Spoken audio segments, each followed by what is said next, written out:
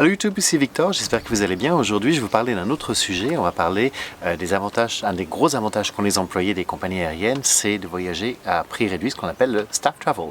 Vous êtes sur la chaîne de Victor Voyage, merci de me recevoir.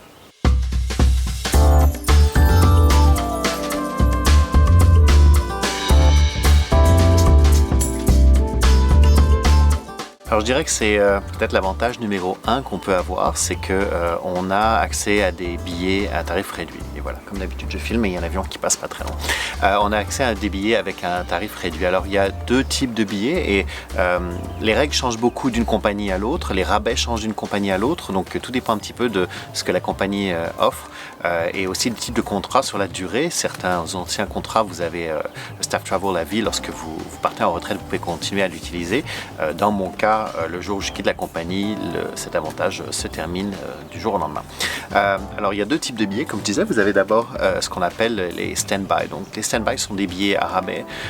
Certaines compagnies, vous ne payez que les taxes d'aéroport, donc le vol en lui-même est gratuit. Dans mon cas, en général, ça va être à peu près 20% du prix du billet normal. Une fois de plus, c'est vraiment variable d'une compagnie à l'autre et vous montez s'il y a un siège de vide dans l'avion au moment du départ. Donc en général, on va vous émettre une carte d'embarquement, on va enregistrer votre bagage, mais le bagage sera mis dans l'avion et votre carte d'embarquement finale avec un numéro de siège ne sera donné qu'à la barrière. Et à ce moment-là, vous allez savoir si vous allez pouvoir voyager. Certains billets, si je voyage sur ma propre compagnie, sont ce qu'on appelle upgradable. Donc je peux payer un supplément pour pouvoir me trouver dans les classes premium, donc ou en premium économie ou en classe affaires. Mais si jamais je ne voyais pas dans ces classes-là, ils vont me rembourser la différence et j'aurai juste un billet en économie.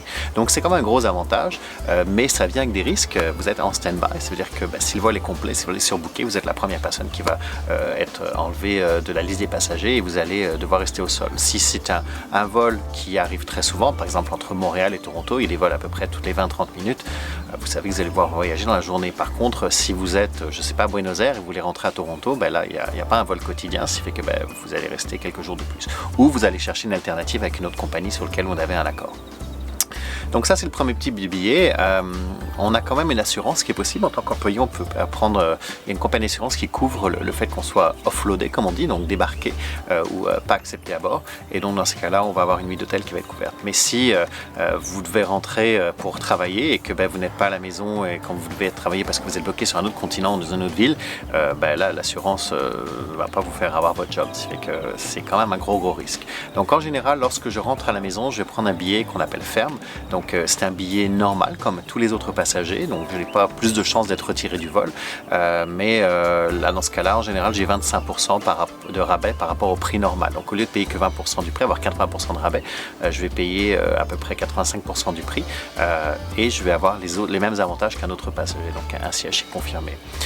Une fois de plus, c'est pas valable sur toutes les compagnies. Sur ma propre compagnie, j'ai le droit d'avoir ce type de billet-là. Sur les compagnies partenaires du contrat, malheureusement, ces billets fermes n'existent pas, ce ne sont que des stand-by. L'avantage qu'on a, c'est que depuis quelques années, je dirais sur les 4 dernières années, on a eu un grand nombre de compagnies maintenant qui nous sont proposées, alors que il y a 5 ans, je pense qu'il y en avait juste 3 qui nous étaient accessibles, donc c'était très limité. En tout cas, c'est quand même un bon avantage, ça permet d'explorer le monde pour pas cher. Je sais que les compagnies aériennes des États-Unis, en général, vous avez Staff Travel gratuit sur un paquet de compagnies. Vous êtes American Airlines, vous avez accès à Delta, vous avez accès à United et bien sûr American Airlines gratuitement. Dans mon cas, c'est un petit peu différent. On est un peu plus limité.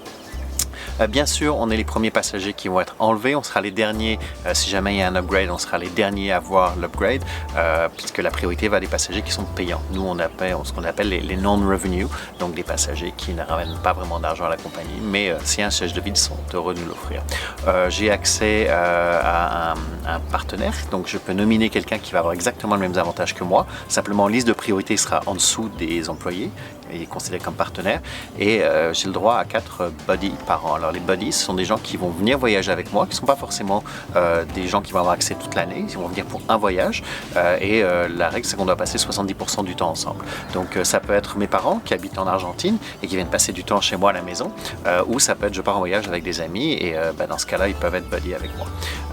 Les buddies sont la dernière de toutes les priorités, donc ils passent après tout le monde.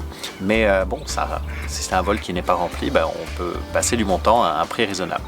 Voilà, c'était la vidéo de la semaine. J'espère qu'elle vous a plu. Si vous l'avez, vous appuyez sur le pouce vers le haut. Si vous n'êtes pas encore abonné, c'est le temps de le faire. Cliquez simplement sur le bouton subscribe ou sur la petite cloche. Et si vous avez des commentaires, des idées, des questions que vous voulez que je réponde, n'hésitez pas à pousser-les dans les commentaires juste en dessous. Et on se retrouve la semaine prochaine. Bonne semaine, salut!